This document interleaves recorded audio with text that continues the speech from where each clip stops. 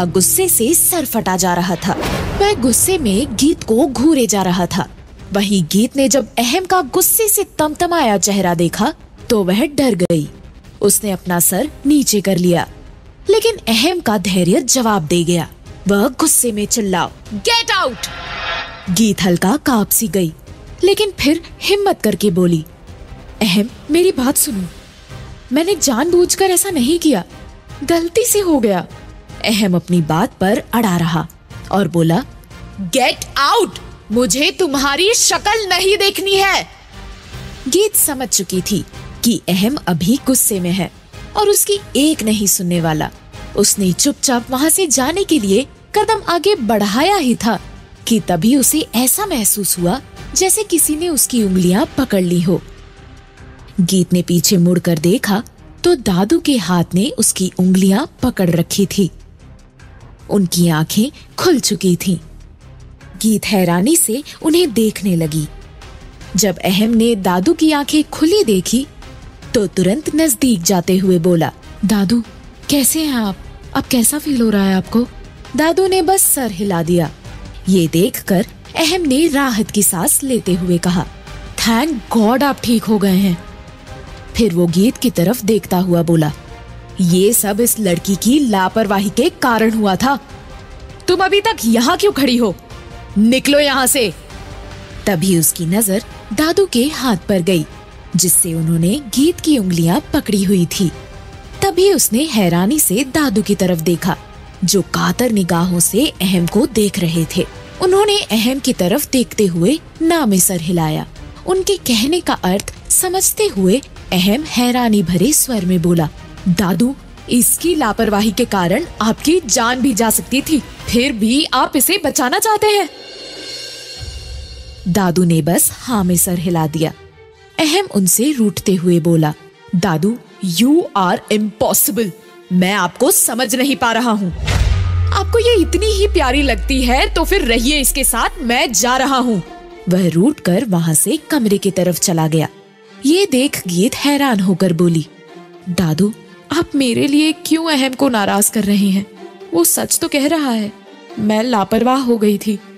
मेरे दिमाग में कुछ और ही चल रहा था और मैंने प्रेस्क्रिप्शन नहीं पढ़ा। दादू ने कोई जवाब नहीं दिया। तब गीत दादू के हाथ से उंगली छुड़ाती हुई बोली, मैं अभी आती हूँ, आप आराम करिए। वह दौड़ती हुई अहम के पीछे गई। अहम अपने कमरे का दरवाजा बंद करने ही वाला था कि वो बोली, अहम तुम्हें लग रहा होगा कि ये सब मैंने जानबूझकर किया है, लेकिन यकीन करो मेरा, ना ही ये मैंने जानबूझकर किया है और ना ही मैंने उन महिलाओं को साजिश करने के लिए भेजा था। अहम ने इसका कोई जवाब नहीं दिया। उसके चेहरे पर गुस्सा कम और उदासी ज्यादा झलक रही थी। गीत बस एकटक अहम को निहारने लगी। आज का अहम उसे बिजनेसमैन नहीं बल्कि आम आदमी जैसा लग रहा था, जिसे वैसे ही चीजों का फर्क पड़ता है, वैसा ही दुख और तकलीफ होती है जैसा कि एक आम आदमी झेलता है। वह अहम को भले ही गलत समझती थी, लेकिन इस समय गीत को उसके लिए बुरा लग रहा था।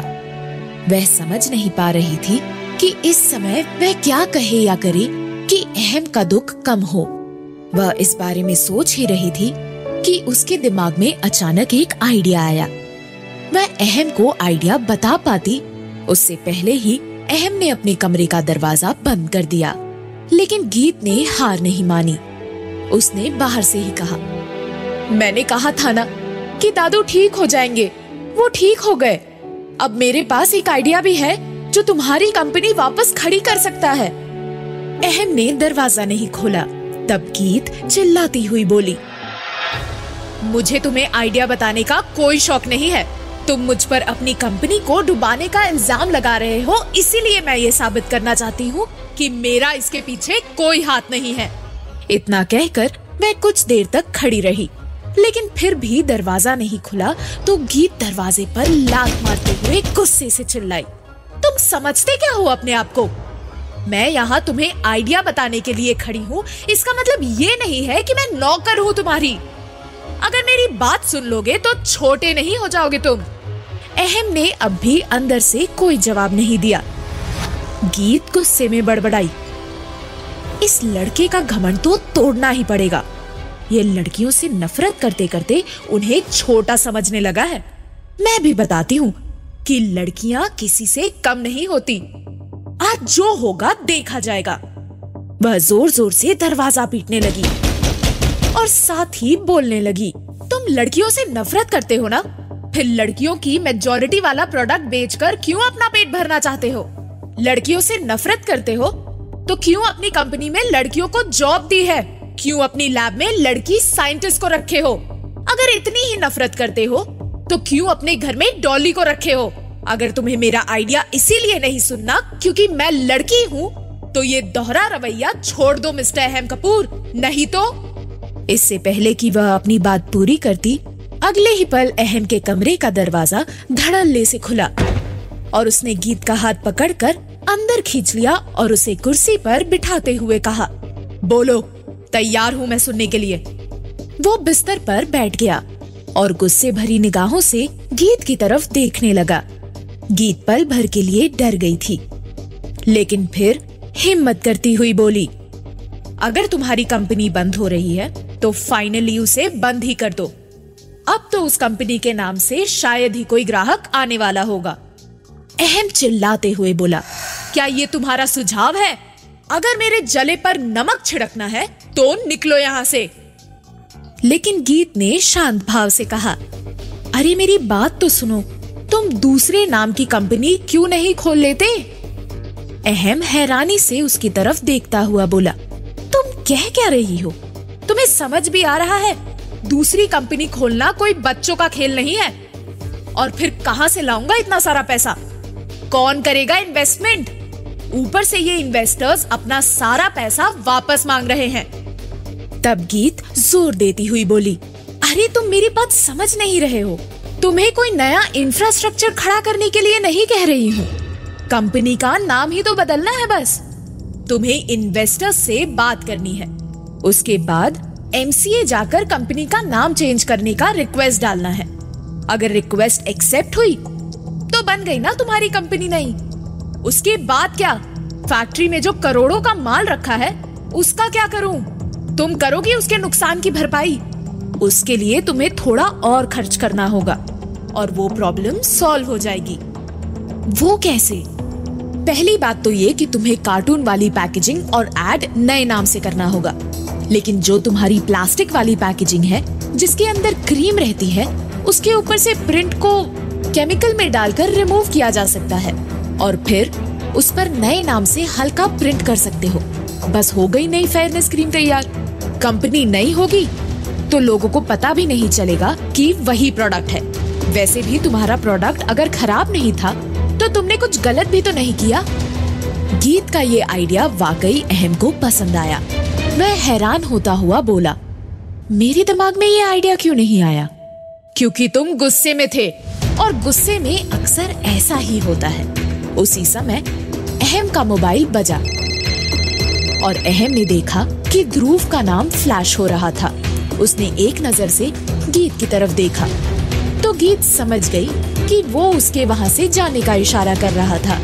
वह कुर्सी से उठती हुई बोली, चलती हूँ। वह उठी और कमरे से बाहर निकलने ही वाली थी कि अहम ने पीछे से धीमी आवाज में कहा, थैंक यू। गीत मुस्कुराकर कमरे से बाहर निकल गई। उसके जाते ही अहम ने कॉल रिसीव किया और कहा, हाँ बोलो ध्रुव। अहम, एक बुरी खबर है। कौन सी बुरी खबर कर रही है अहम का इंतजार? क्या गीत का ये नया आइडिया अहम की कंपनी को वापस खड़ा कर पाएगा?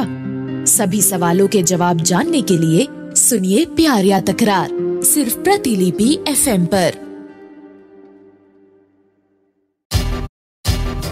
आप सुन रहे हैं अहम और गीत की अनोखी कहानी प्यार या तकरार, सिर्फ प्रतिलिपि FM पर।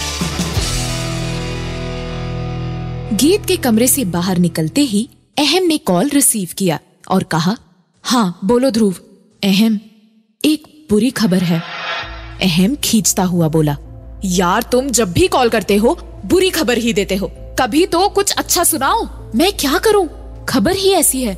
कमिश्नर साहब का कॉल आया था। उन्होंने कहा कि वो चारों महिलाएं जो हॉस्पिटल में भर्ती थीं, उन्हें आंखों से दिखाई देना बंद हो गया है। वो अब उस औरत को नहीं पहचान सकती जिसने उसे गीत का नाम लेने के लिए कहा था। अहम हैरान होता हुआ बोला, क्या? कैसे हुआ ये?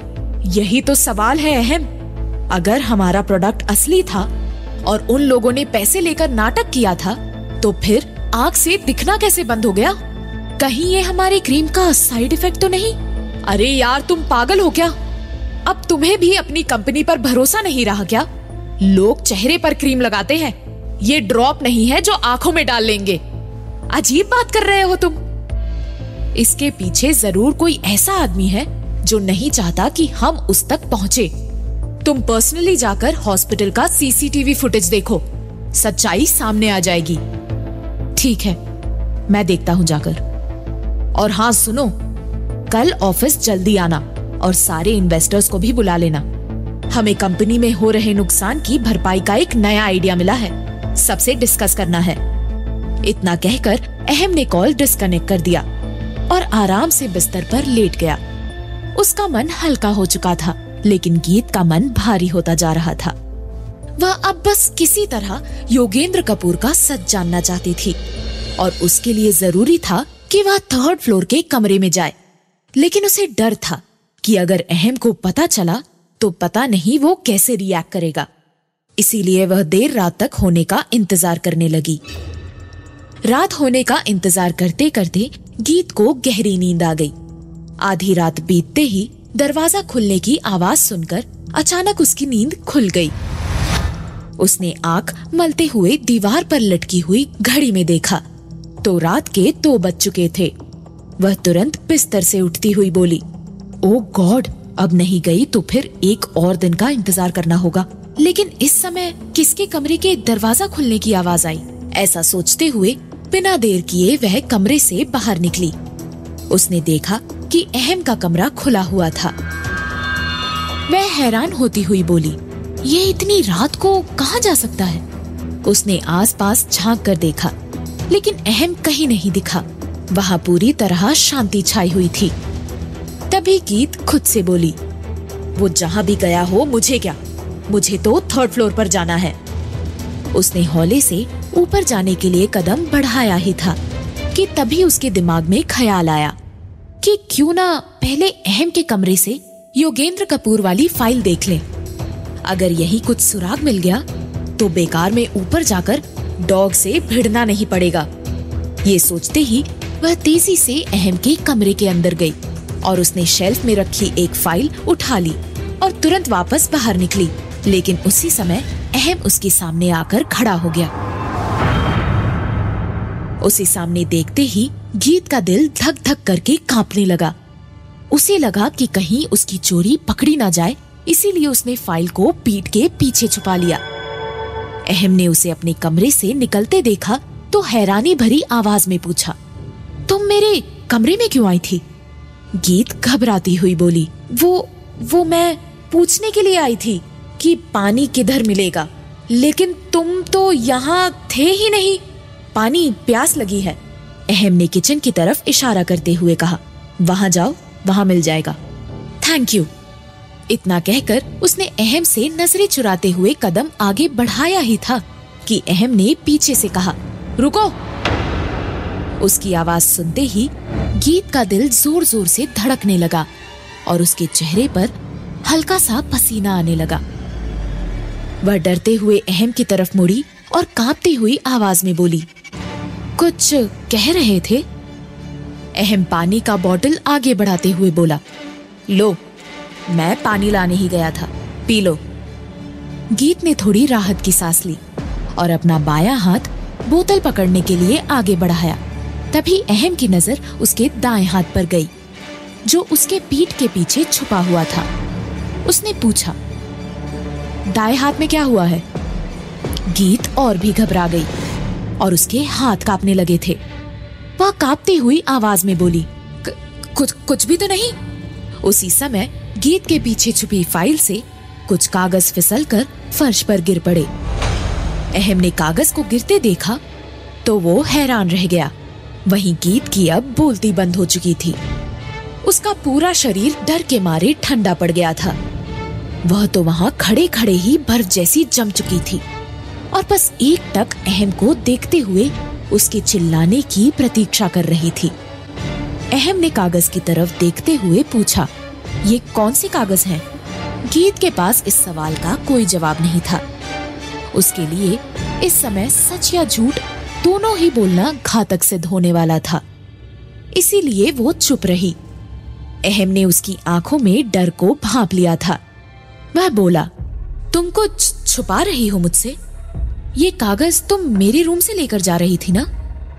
गीत कांपती हुई आवाज में बोली, नहीं, हाँ, मेरा मतलब है, मैं तुम्हें सब समझाती हूँ। अपनी बात कहते हुए वह तुरंत कागज को उठाने के लिए नीचे झुकी और उसे एक एक कर फाइल में रखने लगी। तभी अहम ने सख्त आवाज में बोला, फाइल दिखाओ मुझे। गीत घबराई हुई खुद से बोली, शिट यार, अगर अहम ने योगेंद्र कपूर वाली फाइल देख ली तो मेरा सारा प्लान मिट्टी में मिल जाएगा। उसके बाद पता नहीं मेरे साथ क्या होगा। क्या करूं मैं? भगवान, कोई आइडिया तो दो। वह कोई आइडिया सोचती, उससे पहले ही अहम ने उसके हाथ से फाइल छीन ली और उसे पलट कर देखने लगा। वहीं गीत बस मासूम सा चेहरा बनाकर सर झुकाए खड़ी रही। उसने अपने मन को समझा दिया था कि जो भी होगा देखा जाएगा। वहीं फाइल को देखने के बाद अहम बोला, तुम दादू की डॉक्टर वाली फाइल इतनी रात को क्यों ले जा रही थी? सुबह भी तो ले सकती थी। गीत हैरानी से अहम की तरफ देखती हुई बड़बड़ाई, दादू की फाइल? कहीं सच में भगवान ने मेरी बात सुनकर फाइल में योगेंद्र की जगह दादू तो नहीं कर दिया? जो भी हो, आज भगवान ने बचा लिया मुझे। वह खुद को शांत करती हुई अहम से बोली, हाँ, दादू की फाइल चाहिए थी मुझे। जब से मेरे कारण दादू की ऐसी हालत हुई है, तब से मुझे नींद नहीं आ रही थी। मैंने दवाई वहां से ली तो थी, लेकिन प्रिस्क्रिप्शन वाली फाइल ले जाना भूल गई थी। बस वही एक बार देखना चाह रही थी। अहम सर हिलाता हुआ बोला, ठीक है, जाओ। गीत ने राहत की सांस ली और वह तेजी से अपने कमरे की तरफ चली गई। लेकिन वह समझ नहीं पा रही थी कि फाइल चेंज कैसे हो गई। उसने तो फाइल उसी जगह से योगेंद्र कपूर वाली फाइल उठाई थी। ऐसा सोचते हुए उसे याद आया कि फाइल हड़बड़ाहट में उसके हाथ से नीचे गिर गई थी और शायद अहम ने उस फाइल को उठाकर किसी और जगह रख दिया होगा। वह खुद पर खींचती हुई बोली, मुझे भी इतनी जल्दीबाजी दिखाने की क्या जरूरत थी? 2 अटेम्प्ट में मैं बाल बाल बची हूं। अब तीसरी अटेम्प्ट मैं बेकार नहीं जाने दूंगी। इस बार योगेंद्र के बारे में पता तो करके रहूंगी, वो भी आज के आज। देखते ही देखते रात के 3 बज गए। गीत की आंखों से नींद कोसों दूर जा चुकी थी। उसके अंदर बस योगेंद्र कपूर के बारे में जानने को लेकर जुनून पैदा हो चुका था। वह फिर बिस्तर से उठी और बोली, अब इस बार 3rd फ्लोर पर जाकर पता करके रहूंगी कि उस कमरे में कौन है। ऐसा दृढ़ निश्चय करके वह कमरे से बाहर निकली। उसने झांक कर देखा तो अहम के कमरे का दरवाजा और लाइट दोनों ही बंद थे।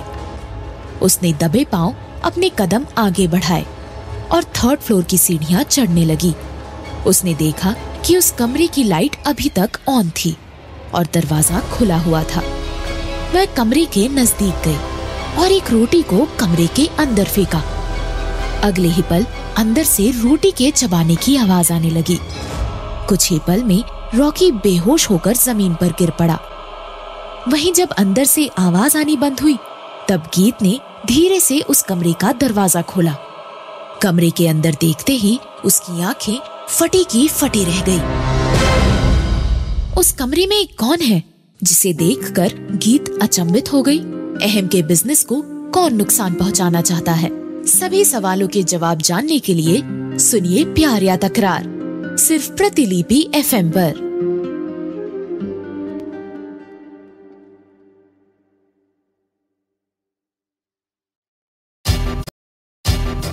आप सुन रहे हैं अहम और गीत की अनोखी कहानी प्यार या तकरार, सिर्फ प्रतिलिपि FM पर। गीत ने धीरे से 3rd फ्लोर के कमरे का दरवाजा खोला। उसने देखा कि अहम का कुत्ता रॉकी जमीन पर बेहोश हो चुका था। लेकिन उसके बाद जो उसने देखा, उसकी आंखें अचंभे से खुली रह गई। रॉकी के ही बगल में एक अधेड़ उम्र का आदमी मुंह के बल लेटा हुआ था। उनके कपड़े भी अस्त व्यस्त थे। गीत बड़बड़ाई, ये आदमी कौन है? कहीं यही योगेंद्र कपूर तो नहीं? उसने एक नजर बाहर की तरफ देखा कि कहीं उस पर कोई नजर रखे हुए तो नहीं है, और कंफर्म होने के बाद वह कमरे के अंदर चली गई। वह उस आदमी के नजदीक गई और झुककर उसका चेहरा देखने का प्रयास करने लगी। लेकिन जैसे ही उसके चेहरे पर गीत की नजर पड़ी, वह हैरान रह गई और उसके मुंह से अनायास ही निकला, जतिन अंकल, ये तो जतिन अंकल है। सालों बाद उन्हें देखकर गीत चौंक गई थी। वह हैरानी भरी आवाज में खुद से बोली, जतिन अंकल अहम के घर में क्या कर रहे हैं और ऐसे रॉकी के पास जमीन पर क्यों लेटे हैं? वह उन्हें झकझोर कर उठाने की कोशिश करने लगी। जतिन अंकल उठिए, जतिन अंकल आप नीचे क्यों सोए हैं? जतिन अंकल उठिए। जतिन ने नशे में डूबी अपनी आंखों को झपकाते हुए कहा, अहम सोने देना बेटा, मुझे यही सोना है, मुझे रॉकी के पास। कितना प्यारा है ये रॉकी, तुम्हें पता है इसके साथ सोना पसंद है मुझे। तब गीत बोली, मैं अहम नहीं गीत हूँ अंकल, गीत, आपकी छुटकी। आपको याद है जब आप मेरे घर आते थे तो मुझे छुटकी कहकर बुलाते थे? जतिन ने आंखें मलते हुए गीत को देखा और अनजानी आवाज में कहा, छुटकी? कौन छुटकी? अहम कहाँ है? इतना कहते हुए वह वापस जमीन पर निढाल हो गए। वह दर्द भरी मुस्कुराहट लिए बोली, कैसे याद होगा आपको अंकल, इतने साल जो बीत गए, अब तो आप मेरा चेहरा भी देखकर नहीं पहचान पाएंगे। फिर वह मन ही मन सोचती हुई बोली, जतिन अंकल अहम को बेटा क्यों बुला रहे हैं? लगता है अहम इन्हीं का बेटा है। वह अब सोच में पड़ गई थी। उसके लिए चीजें अब और मुश्किल होती जा रही थी। जिस चीज को वह वर्षों पहले भूल चुकी थी, अहम के मिलने के साथ ही वापस वो चीजें उसकी जिंदगी में वापस आने लगी थी। पहले पिता की मौत की सच्चाई का पता चलना, उसके बाद जतिन अंकल का अचानक मिलना, ये सब किसी अचंभे से कम नहीं था। वह कुछ देर तक जतिन को देखती रही, फिर बोली, सॉरी जतिन अंकल, मुझे पता है कि आप और दादू बहुत अच्छे हैं, और अगर आपने मुझे नाम से पहचान लिया है कि मैं आपकी वही छुटकी हूँ, तो आपका स्नेह मुझे अपने पिता के हत्यारे से कहीं दूर ना कर दे। इसीलिए मुझे तब तक आप लोगों से अपनी पहचान छुपानी होगी, जब तक कि मैं योगेंद्र कपूर से सच्चाई पता नहीं कर लेती। वह मन ही मन दृढ़ निश्चय करके उस कमरे से बाहर निकलने के लिए मुड़ी, लेकिन फिर एक नजर जतिन की तरफ देखती हुई बोली, मैं आपको जमीन पर कैसे छोड़कर जा सकती हूँ? वह वापस उनके करीब गई और उनका हाथ पकड़कर उठाने की कोशिश करती हुई बोली, जतिन अंकल बेड पर सो जाइए, चलिए उठिए। सोने दो ना यहीं बेटा। नहीं, आप यहाँ नहीं सो सकते, मैं बोल रही हूँ ना, चुपचाप उठिए और बेड पर सोइए। उसने किसी तरह कंधे का सहारा देकर उन्हें उठाया और बेड पर लेटा दिया। बेड पर लेटते ही जतिन खराटे भरने लगा। गीत ने उनके चेहरे की तरफ स्नेह भरी मुस्कान के साथ देखा और कमरे से बाहर निकलने के लिए अपना कदम आगे बढ़ाया। उसी समय उसे महसूस हुआ जैसे कोई तीसरे फ्लोर की सीढ़ियां चढ़ रहा हो। उसने दरवाजे के पास से झांक कर देखा तो चौंक गई और हड़बड़ाते हुए बड़बड़ाई, ओ गॉड, ये अहम तो इधर ही आ रहा है। अब मैं क्या करूं? इसने मुझे यहाँ देख लिया तो पता नहीं इस बार क्या करेगा। मुझे कहीं छुपने की जगह ढूंढनी होगी। वह जतिन के बेड के पास चली गई और वहीं छुपने की जगह ढूंढने लगी। उसी समय अहम ने दरवाजा खोला और कमरे के अंदर आ गया। वहां एक तरफ रॉकी नीचे सो रहा था और दूसरी तरफ जतिन बेड पर लेटा था। वहीं गीत बेड के नीचे सांस बंद करके लेटी हुई थी कि कहीं अहम को उसके वहां होने की भनक ना लग जाए। अंदर ही अंदर वह घबराई हुई थी। अहम ने जतिन की तरफ देखा और खुद से बोला, डैड भी ना, एक तो सवेरे मुझसे पहले निकल जाते हैं घर से और देर रात वापस आते हैं कि कभी मुलाकात ही नहीं होती, और अब जब सो चुके हैं तो दरवाजा भी खुला ही छोड़ दिया है। फिर उसने एक नजर कमरे में डाली और मुस्कुराते हुए बोला, लेकिन आज डैड की एक बात बदली हुई है। रोज मैं इन्हें जमीन से उठाकर बेड पर लिटाता हूँ, लेकिन ये आज तो खुद ही बेड पर सो गए हैं। वह जतिन के करीब गया और उनके सिरहाने बैठकर उनके चेहरे को निहारने लगा। वह उन्हें देखकर पुराने दिनों को याद करता हुआ भावुक सा हो गया। वह उनके सर पर हाथ फेरते हुए बोला, डैड, आप पहले की तरह क्यों नहीं हो जाते? I miss you dad. आपको परिवार से, हम लोगों से कटा कटा देखता हूँ तो बिल्कुल अच्छा नहीं लगता। लेकिन मैं भी आपसे वादा करता हूँ डैड, आपके साथ जो भी गलत हुआ है मैं वो सब ठीक कर दूंगा। आपके चेहरे की मुस्कान मुझे वापस देखनी है डैड। अचानक उसकी आंखों से एक बूंद आंसू गिरकर जतिन के माथे पर टपक पड़ा। अहम ने तुरंत आंसू को पोंछते हुए कहा, सॉरी डैड, आपके आंसू तो शराब की बोतलें में घुल जाते हैं, लेकिन मेरे नहीं। जिंदगी की खींचतान ने मुझे इतना कठोर बना दिया है कि मैंने आंसू को भी आने की इजाजत नहीं दी है। लेकिन क्या करूं, आंसू भी मेरी तरह जिद्दी ही हैं। बिना मेरी इजाजत के टपक पड़ते हैं। बेड के नीचे लेटी गीत अहम की बातें सुनकर खुद भी भावुक फील करने लगी थी। उसके लिए अहम को समझना किसी जलेबी की तरह उलझता जा रहा था। वह सोचती हुई बोली, अगर अहम सच में इतना अच्छा है तो फिर लड़कियों के लिए इतना बुरा क्यों है? क्या वो जानबूझकर ऐसा करता है या लड़कियों के लिए उसकी समझ ही ऐसी है? हाँ, दादू ने कहा कि अहम पहले ऐसा नहीं था, लेकिन फिर उसके साथ कुछ ऐसा हुआ कि वह लड़कियों से नफरत करने लगा। आखिर हुआ क्या था उसके साथ?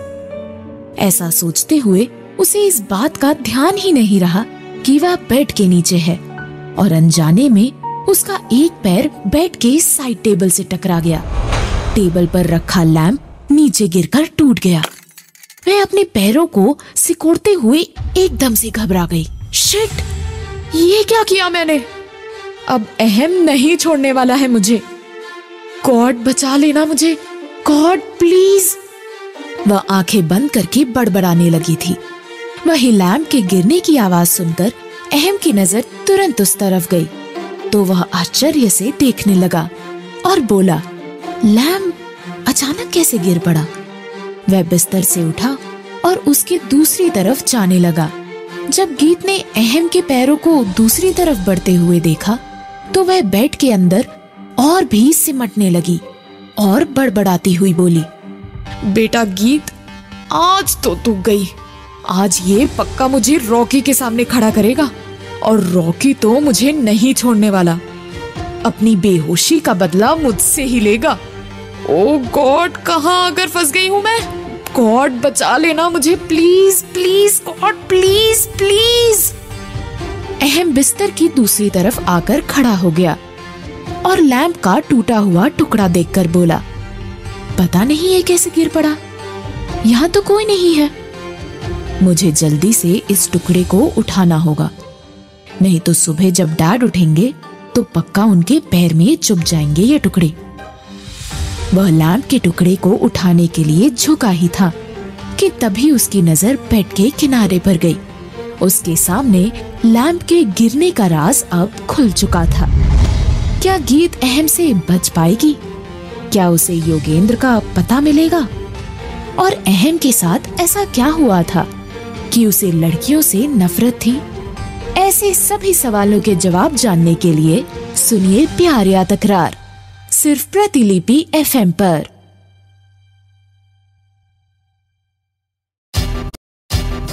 आप सुन रहे हैं अहम और गीत की अनोखी कहानी प्यार या तकरार, सिर्फ प्रतिलिपि FM पर। अहम लैंप के टुकड़े को उठाने के लिए झुका ही था कि तभी उसकी नजर बेड के किनारे पर गई। उसके सामने लैंप के गिरने का राज खुल चुका था। बेड के किनारे पर जतिन का दायां हाथ लटक रहा था। वह मुस्कुराते हुए बोला, डैड भी ना बच्चों की तरह हाथ पैर फेंकते रहते हैं इधर उधर। मैं भी सोच में पड़ गया था कि रोज इस घर में कोई धमाका होता रहता है, तो आज अभी तक क्यों नहीं हुआ। Good night dad. उसने जमीन पर बिखरे शीशे के टुकड़ों को उठाया और कमरे से बाहर निकलने के लिए बढ़ा। ये देखते ही गीत ने राहत की सांस ली और बोली, थैंक गॉड, आपने आज बचा लिया मुझे। बस ये जल्दी से यहाँ से निकले तो मुझे भी निकलने का मौका मिलेगा। वहीं अहम कमरे से बाहर निकलने को ही था कि उससे पहले ही रॉकी की बेहोशी टूट गई और वो भौंकने लगा। भौंकने की आवाज सुनते ही गीत ने अपना माथा पकड़ लिया और खींचती हुई बड़बड़ाई, हो गया स्यापा, इस रॉकी के बच्चे का नेटवर्क भी अभी ही खड़ा होना था। आसमान से गिरे और खजूर में अटके। सारी मुसीबत मेरे ही पीछे क्यों पड़ी रहती है। लगता है भगवान को मेरी खुशी बर्दाश्त ही नहीं होती। अजीब स्यापा है यहाँ। अब तो ये रॉकी का बच्चा मुझसे अपना बदला जरूर निकाल के रहेगा। दूसरी तरफ रॉकी की आवाज सुनते ही अहम रुका और घुटनों के बल उसके पास बैठता हुआ बोला, ओह मेरा रॉकी बाबू, तुम्हारी नींद टूट गई। उसकी बात सुनते ही गीत मुंह बनाती हुई बड़बड़ाई, हाँ नींद टूटेगी क्यों नहीं, दूसरों की नींद जो हराम करनी है। वहीं अहम रॉकी को गले लगाता हुआ बोला, ध्यान रखना डैड का, ठीक है। गीत बेड के नीचे से दोनों को देखते हुए मुंह बनाकर बोली, हाँ हाँ और कर लो प्यार, इसके बाद तो हम दोनों के बीच तकरार होने वाली है। अहम ने प्यार से रॉकी की गर्दन सहलाई और मुस्कुराता हुआ कमरे से बाहर निकल गया। लेकिन गीत के लिए अब वहां से निकलना मुश्किल हो चुका था। वह बस कुछ चमत्कार होने की आशा करते हुए दरवाजे की तरफ देखने लगी और बिस्तर के नीचे ही लेटी रही। उसकी जरा भी हिम्मत नहीं हो रही थी कि बिस्तर के नीचे से निकलकर रॉकी के सामने जाने की। उसे झपकियां भी आने लगी थी, लेकिन किसी तरह वह नींद को दूर भगाना चाह रही थी। लेकिन कब तक। उसने एक बार आंखें मूंदी और वहीं गहरी नींद में चली गई। अचानक नजदीक से कुत्ते के भौंकने की आवाज सुनकर उसकी नींद खुली और सामने का दृश्य देखकर उसकी सिट्टी पिट्टी गुम हो गई। एक तरफ उसके सामने जतिन अंकल जमीन पर लेटे हुए एकटक नजरों से उसकी तरफ देखे जा रहे थे और उनके हाथ में एक तलवार थी जिसकी नोक गीत के गर्दन के सामने रखी हुई थी। और दूसरी तरफ से रॉकी भौंकता हुआ बेड के अंदर आने की कोशिश कर रहा था, लेकिन जगह सक्रिय होने की वजह से वह अंदर नहीं जा पा रहा था। उन्हें देखते ही गीत डर के मारी चीखती हुई बोली, जतिन अंकल। उसने चिल्लाते हुए उठने का प्रयास किया, लेकिन ठक करके उसका सर बेड के ऊपर टकराया। उसके मुंह से हल्की सी चीख निकली, आह! तभी जतिन उसे घूरता हुआ बोला, एकदम हिलना मत, नहीं तो ये तलवार तुम्हारी गर्दन के आर पार हो जाएगी। उनके हाथ में तलवार देखकर गीत के तो प्राण ही सूख गए थे। वो तो नहीं हिली, लेकिन वो अपनी आंखों की पुतलियां को हिलाकर इधर उधर देखने की कोशिश करने लगी। तभी जतिन सख्त आवाज में बोला, कौन हो तुम और यहाँ क्या कर रही हो? और तुम मुझे मेरे नाम से कैसे जानती हो? गीत बेड के अंदर परेशान हो चुकी थी। वह खींचते हुए बोली, पहले मुझे बाहर निकलने देंगे या सब कुछ यही पूछ लेंगे? जतिन ने संदेह भरी निगाहों से गीत की आंखों में देखा, फिर कुछ सोचते हुए कहा, ठीक है निकल जाओ, लेकिन भागने के लिए सोचना भी मत। गीत रॉकी की तरफ देखती हुई झुंझला कर बोली, आपका ये यमराज मुझे भागने देगा तब ना कहीं भागूंगी। पहले इसे पकड़कर बांधिए, फिर मैं बाहर आऊंगी। जतिन ने रॉकी को शांत किया और उसे बांध दिया उसके बाद गीत बेड के नीचे से बाहर निकली, लेकिन तभी जतिन ने वापस तलवार की नोक उसकी गर्दन पर रख दी और बोले, अब बताओ कौन हो तुम और मुझे कैसे जानती हो? गीत उसकी तरफ देखती हुई मन ही मन बोली, लगता है अंकल का नशा उतर चुका है, लेकिन फिर भी मुझे इनसे अपनी असलियत छुपानी ही होगी, नहीं तो यहाँ स्नेह का जो बांध टूटेगा वह न जाने मुझे कहाँ तक बहा कर लेके जाएगा। उसने ये सोचते ही बात को बदलते हुए कहा, आपको ये तलवार बहुत पसंद है क्या? आप पर जच भी अच्छे से रही है। तलवार की तारीफ सुनते ही जतिन बोला, ये मेरे दादाजी के दादाजी की है। स्वतंत्रता सेनानी थे वो। उस समय उन्होंने अवध में बेगम हजरत महल की सेना में अंग्रेजों के खिलाफ इस तलवार का यूज किया था। वो भी ऐसे ही अंग्रेजों को उठाकर पलटते थे जैसे तुमने अभी मेरी बातों को पलटने की कोशिश की है। गीत मुस्कुराती हुई मन ही मन बोली, अंकल जरा भी नहीं बदले, वही मासूमियत अब भी है और लोगों को पढ़ना इनसे बेहतर कौन जानता होगा। इसीलिए इनसे बात पलटने से अच्छा है जितना पॉसिबल हो बातों को छुपाया जाए। वो बोली, मैं दादू की नर्स हूँ। तो तुम मेरे कमरे में क्या कर रही थी? दादू की दवाई लेने आई थी, लेकिन गलती से भटक कर यहाँ आ गई। गीत ने जवाब दिया, अगर यहाँ आई थी तो बिस्तर के नीचे क्या कर रही थी? अरे आप देख नहीं रहे? आपका यमराज मुझे कैसे घूर घूर कर देख रहा है। जब यहाँ आई तो ये खुला हुआ था और मुझे काटने को दौड़ा, इसीलिए मैं छुप गई। ठीक है, हम संतुष्ट हुए। तब गीत उनकी तलवार को अपने हाथों से हल्का सा पुश करती हुई बोली, अगर महाराज संतुष्ट हो गए हैं तो अपनी तलवार को मेरे गर्दन से हटाने का कष्ट करेंगे। अब जाना है मुझे। उन्होंने तलवार हटा दी, लेकिन वो अगले ही पल वापस गर्दन पर तलवार रखते हुए बोले, तुमने मुझे अंकल क्यों बुलाया? आप भी अजीब हैं अंकल। आप मिस्टर अहम कपूर के डैड हैं, तो आपको तो अंकल ही कहूंगी ना। जतिन कुछ सोचते हुए अपना सर हिलाता है और कहता है, कन्विंसिंग अप्रोच। ठीक है, तुम जा सकती हो। अब जाकर फाइनली गीत ने राहत की सांस ली और उस कमरे में बिना रुके ही सीढ़ियों से उतरकर अपने कमरे में पहुंची। उसने दीवार पर टंगी घड़ी की तरफ देखा तो सुबह के 10 बज गए थे। वह अपने कमरे में आकर बेचैनी से टहलने लगी और गुस्से में बड़बड़ाई, टाइम भी बीतता जा रहा है और योगेंद्र का कुछ भी पता नहीं है। अब मेरे पास यही एकमात्र उपाय बचा है कि अहम के कमरे से योगेंद्र के मेंटल हॉस्पिटल वाली फाइल चुराई जाए। जो होगा देखा जाएगा। अब वही फाइल योगेंद्र का असली पता बता पाएगी। इतना सोचते ही गीत अहम के कमरे की तरफ बढ़ी। वही अहम सुबह होते ही जल्दी से तैयार होकर अपने ऑफिस पहुंच चुका था। आज उसके चेहरे पर एक अलग ही खुशी थी। कुछ देर ऑफिस में वेट करने के बाद कंपनी के इन्वेस्टर्स भी ध्रुव के साथ वहां आ गए। इन्वेस्टर्स थोड़े नाराज दिख रहे थे और ध्रुव भी अहम को देखकर हैरान था। वह अहम के नए आइडिया से अनजान था। इन्वेस्टर्स में से एक मेंबर ने कहा, मिस्टर अहम कपूर, अब कौन सी बातें करने को बाकी रह गई हैं? हमने आप पर विश्वास करके आपकी कंपनी पर पैसा लगाया था, लेकिन हमें क्या मिला? आपकी कंपनी तो सप्ताह भर भी नहीं टिक सकी। इससे अच्छा होता कि हम मिस्टर रंजीत सेठी पर ही अपना पैसा लगा देते, कुछ प्रॉफिट तो मिलता हमें।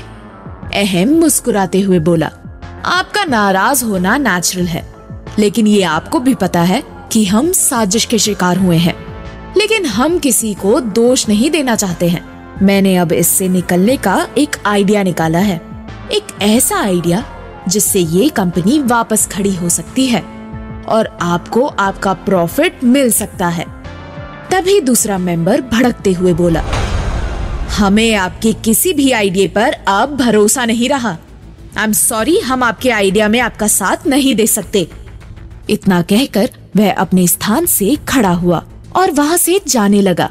बाकी इन्वेस्टर्स का भी ख्याल लगभग मिलता जुलता था। अहम निराशा और गुस्से भरी नजरों से सभी को देखे जा रहा था। उसके सामने वापस वही मुसीबत आकर खड़ी हो गई थी। अहम कैसे निकालेगा इस मुसीबत का हल? क्या गीत को मिल पाएगा योगेंद्र का पता या आएगी कोई और मुसीबत? सभी सवालों के जवाब जानने के लिए सुनिए प्यार या तकरार, सिर्फ प्रतिलिपि FM पर। आप सुन रहे हैं अहम और गीत की अनोखी कहानी प्यार या तकरार, सिर्फ प्रतिलिपि FM पर। अपना फैसला सुनाने के बाद एक इन्वेस्टर वहां से जाने लगा। बाकी इन्वेस्टर्स का भी ख्याल लगभग मिलता जुलता था। वो भी एक एक करके अपने स्थान पर खड़े होने लगे। अहम निराशा और गुस्से भरी नजरों से सभी को देखे जा रहा था। उसके सामने वापस वही मुसीबत आकर खड़ी हो गई थी। वह खुद से बोला, मैं अपनी कंपनी के लिए अब और कोई मुसीबत नहीं देख सकता। मुझे कड़ा स्टैंड लेना ही होगा। उसने एक नजर सभी इन्वेस्टर्स की तरफ देखा और बोला, एक बार आप मेरी आइडिया सुन तो ले, फिर जो भी आपका डिसीजन होगा मैं वो एक्सेप्ट कर लूंगा। तभी एक इन्वेस्टर बोला, क्यों सुने आपका आइडिया? कोई रीजन है आपके पास? ये सुनते ही अहम को गुस्सा आ गया। उसने जोर से अपना मुक्का टेबल पर मारते हुए कहा, रुकिए, कोई नहीं जाएगा यहाँ से। अगर मैंने आप लोगों को बुलाया है तो आप यहाँ से मेरी मर्जी से ही जाएंगे। ध्रुव, दरवाजा बंद करो। ध्रुव और सारे इन्वेस्टर्स हैरानी से अहम की तरफ देखने लगे। अहम का चेहरा गुस्से से तमतमा रहा था। उसने फिर से चिल्लाते हुए कहा, ध्रुव, सुना नहीं? मैंने क्या कहा? दरवाजा बंद करो। ध्रुव ने आगे बढ़कर केबिन का दरवाजा बंद कर दिया। ये देखकर एक इन्वेस्टर आग बबूला होते हुए बोला, मिस्टर अहम, आप हमारे साथ जोर जबरदस्ती नहीं कर सकते। आप सही नहीं कर रहे हैं। अहम भी कड़क आवाज में बोला, आप हमें सही गलत ना सिखाएं। यहाँ मेरी कंपनी का सवाल है और मैं अपनी डूबती कंपनी को बचाने के लिए सही और गलत दोनों कर सकता हूँ। मैंने अपने डैड के डूबते सपने को वापस खड़ा किया है और अब उसे वापस डुबाना नहीं चाहता। इसलिए मेरी अंतिम रिक्वेस्ट है आप लोगों से, प्लीज एक बार मेरे आइडिया को सुन ले। सभी इन्वेस्टर्स अब भी खड़े रहे और एक दूसरे का चेहरा ताकने लगे, जैसे एक दूसरे से विचार कर रहे हो कि आखिर क्या करना चाहिए। ये देखकर अहम ने गुस्से में जोर का मुक्का टेबल पर मारा और गरजते हुए बोला, बैठ जाइए। इन्वेस्टर्स के पास भी उसका आइडिया सुनने के अलावा और कोई उपाय नहीं था। ऊपर से अहम का गुस्सा देखकर सभी सहम गए थे। वो चुपचाप टेबल पर बैठ गए और अहम की तरफ देखने लगे। तब अहम ने अपने गुस्से को शांत किया और गीत का आइडिया सबके सामने प्रेजेंट करने लगा। वहीं दूसरी तरफ गीत बस योगेंद्र कपूर के मेंटल हॉस्पिटल वाली फाइल अहम के कमरे से चुराना चाहती थी। उसने किया भी वही। मौका मिलते ही वह अहम के कमरे में गई और योगेंद्र कपूर वाली फाइल लेकर वापस अपने कमरे में आ गई। अब उसके पास पर्याप्त समय था एक एक करके सभी जानकारियां जुटाने का। उसने फाइल देखी तो उसमें हॉस्पिटल के आगे लिखा था Kalyani mental asylum and research centre और बीमारी के आगे लिखा था OCD यानी ऑब्सेसिव कंपल्सिव डिसऑर्डर। उसने फाइल में से एक डॉक्टर की रिपोर्ट निकाली और खुद से बोली, अब मुझे कल्याणी असाइलम सेंटर जाना ही होगा। यही पता चलेगा कि योगेंद्र कपूर आखिर कहाँ है। इस रिपोर्ट में डिस्चार्ज डेट नहीं लिखी है, इसका मतलब उसे वहीं होना चाहिए। वह तैयार होकर तुरंत अपने कमरे से बाहर निकली। वह कपूर मैंशन से बाहर निकलने ही वाली थी कि तभी डॉली पीछे से बोली, दीदी कहाँ जा रही हैं आप? गीत के कदम वहीं रुक गए और वह गुस्से में बड़बड़ाई, पीछे से टोकना जरूरी था क्या? फिर वो डॉली की तरफ मुड़ी और बोली, काम से जा रही हूँ। दीदी आप डायरी में सिग्नेचर कर दीजिए, फिर आप जहाँ चाहे वहाँ जा सकती हैं। गीत ने गुस्से में अपनी मुट्ठी भींच ली, लेकिन वो कर भी क्या सकती थी। उसने जल्दी से डायरी में साइन कर दिया और वापस जाने के लिए मुड़ी। लेकिन फिर से डॉली बोली, दीदी 2 घंटे के अंदर लौट आइएगा। कॉन्ट्रैक्ट की बातें याद है ना आपको? गीत बेरुखी आवाज में बोली। ठीक है, और कुछ है तो बता दो। नहीं दीदी, अब आप जा सकती हैं। Thank you. गीत गुस्से से बाहर निकली और खुद में बड़बड़ाई, ये लड़की पता नहीं अपने आप को क्या समझने लगी है। मालिक तो मालिक, यहाँ नौकर भी अपनी धौंस जमाने का कोई मौका नहीं छोड़ता। मैं भी किसके बारे में सोचने लगी। अभी तो बस जल्दी जल्दी कल्याणी असाइलम सेंटर जाना है मुझे। उसने एक शेयर ऑटो लिया और निकल पड़ी असाइलम सेंटर की ओर। वहीं अहम के ऑफिस में उसका आइडिया सुनने के बाद सभी इन्वेस्टर्स आश्चर्य से एक दूसरे का चेहरा देखने लगे। तभी उनमें से एक मेंबर ने कहा, मिस्टर अहम, आपको पता है ना कि ये आइडिया कितना डेंजरस है। अगर मीडिया को इसकी भनक भी लग गई तो फिर आपके नाम के साथ साथ इन्वेस्टर्स के नाम पर भी धब्बा लग जाएगा। तब अहम समझाते हुए बोला, इसीलिए मैंने आप लोगों को यहाँ बुलाया था। हम जानते हैं कि ये डेंजरस है, लेकिन इसमें हमारा इतना पैसा फंसा हुआ है कि अगर हमने ऐसा नहीं किया तो हम कहीं के नहीं रहेंगे, और फिर ये आइडिया अगर हमारे ही बीच रहेगा तो मीडिया तक जाने का भी कोई सवाल पैदा ही नहीं होता। सभी चुपचाप एकटक अहम का ही चेहरा देख रहे थे। वो डिसाइड नहीं कर पा रहे थे कि क्या करें। अहम ने उन लोगों को चुप देखकर उनके सामने एक कागज बढ़ाते हुए कहा, अगर आप लोगों की हाँ है तो इस पर सिग्नेचर कर दीजिए। इसमें लिखा है कि कंपनी का नाम बदलने के लिए आप सहमत हैं। कुछ पल तक वो कागज टेबल पर ही पड़ा रहा। फिर एक मेंबर ने कागज अपनी तरफ खींचा और उस पर साइन कर दिया। कुछ ही देर में एक एक करके बाकी मेंबर्स ने भी साइन कर दिया और चुपचाप वहां से उठकर चले गए। इन्वेस्टर्स के जाते ही ध्रुव हैरानी से अहम की तरफ देखता हुआ बोला, ये आइडिया तुम्हारे दिमाग में आया कहाँ से? अहम मुस्कुराता हुआ बोला, गीत का आइडिया था ये। ध्रुव चौंकता हुआ बोला, गीत? वो बस्ती वाली लड़की? हाँ, अब तुम तो कोई आइडिया देने से रहे, इसीलिए सोच रहा हूँ कि गीत को ही कपूर इंडस्ट्रीज के एडवाइजरी कमेटी का मेंबर बना देता हूँ। कैसा रहेगा? अहम ने ध्रुव से पूछा। हाँ, ये अच्छा आइडिया है। अहम हैरानी से उसकी तरफ देखते हुए बोला, तुम कुछ सोचते भी हो या सिर्फ मेरी हाँ में हाँ मिलाते हो? मैं जानता भी नहीं हूँ उस लड़की को अच्छे से, और उसे ऐसे कपूर इंडस्ट्रीज में जगह दे दूं? क्यों? तुम उसके बारे में जानकर क्या करोगे? बाकी मेंबर को तो तुमने सिर्फ उनकी आइडेंटिटी जानकर ही रख लिया था, तो फिर इसके लिए इतनी छानबीन क्यों? अगर तुम्हें इससे रिश्ता जोड़ना ही है तो फिर ठीक है। क्या बकवास कर रहा है? रिश्ता और उससे? इम्पॉसिबल।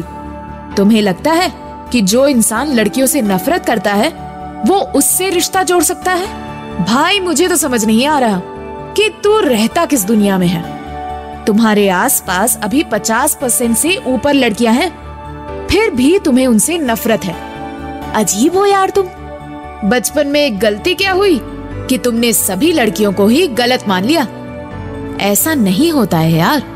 अपनी आंखें थोड़ी और बड़ी करके देखो, तुम्हें लड़कियों का वो पॉजिटिव साइड भी दिखाई देगा। एक बार आंखें तो खोल अच्छे से। अहम झल्लाते हुए बोला, तू जा यहाँ से। मुझे अब लड़कियों के बारे में लेक्चर नहीं सुनना। लेक्चर नहीं दे रहा, दोस्त हूँ इसीलिए समझा रहा हूँ। कुछ लड़कियाँ अगर गलत होती हैं तो कुछ सही भी होती हैं यार। अगर वो धोखा देना जानती हैं तो प्यार करना भी जानती हैं। किसी को एक मौका देकर तो देख। अच्छा, तू गीत का ही ले ले। तुमने अब तक उसे नफरत की ही दृष्टि से देखा है। बस एक बार तू अपना नजरिया बदल। अहम गुस्से में बोला, तू यहाँ से जाता है या नहीं? मुझे कोई बकवास नहीं सुनना। तुम जाओ और साथ में इस कागज को लेते जाओ। आज के आज एमसीए जाकर सबमिट कर दो। ध्रुव वो कागज हाथ में लेकर निकलने लगा, लेकिन वह गेट पर पहुंचते ही एक नजर मुस्कुराकर अहम की तरफ देखा और कहा, गीत के बारे में सोचना जरूर, अच्छी लड़की है, भागता है या नहीं? अहम ने उसे गुस्से में घूरते हुए कहा और ध्रुव हंसते हुए वहां से चला गया। लेकिन लीना, जो कुछ देर पहले ही वहां आ चुकी थी, वो केबिन के गेट पर खड़ी होकर गीत के बारे में सब सुन रही थी। गीत के प्रति उसकी नाराजगी अब जलन का रूप ले चुकी थी। वह गुस्से में बड़बड़ाई, गीत का नाम अहम के दिमाग पर राज करे, उससे पहले ही उस नाम को मिटाकर अपना नाम वहां लिखवाना ही होगा। लीना अब गीत के साथ कौन सा नया खेल खेलने वाली है? क्या कंपनी का नाम बदलने से बदलेगी उसकी किस्मत? क्या गीत को मेंटल असाइलम में मिलेगा योगेंद्र कपूर? सभी सवालों के जवाब जानने के लिए सुनिए प्यार या तकरार, सिर्फ प्रतिलिपि FM पर।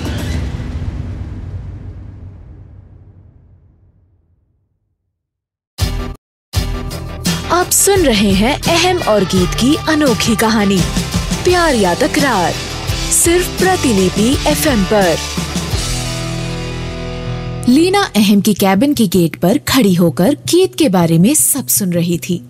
अहम और ध्रुव के मुंह से गीत की बढ़ाई सुनकर गीत के प्रति उसकी नाराजगी जलन का रूप लेने लगी थी। वह गुस्से में बड़बड़ाई, गीत गीत गीत और गीत, जहां देखो बस उसी का नाम छाया है।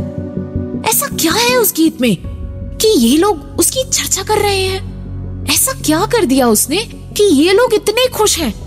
तभी अहम की नजर गेट पर खड़ी लीना पर पड़ी। वह आश्चर्य से उसकी तरफ देखता हुआ बोला, तुम कब आई? अंदर आ जाओ। लीना अंदर आई और मुस्कुराती हुई बोली, अभी अभी आई हूँ सर, जब आप लोग गीत की तारीफ कर रहे थे।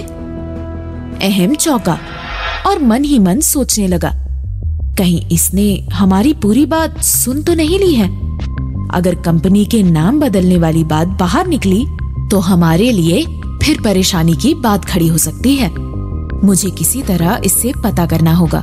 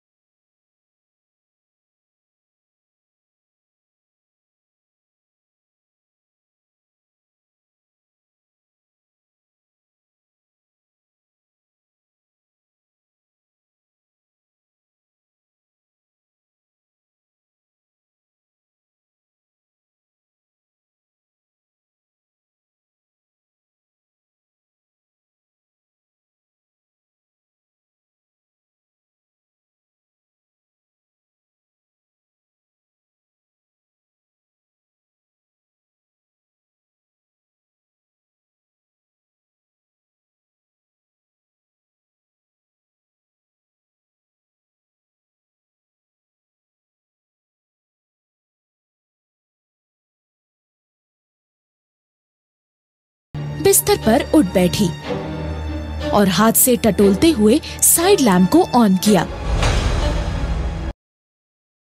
तरफ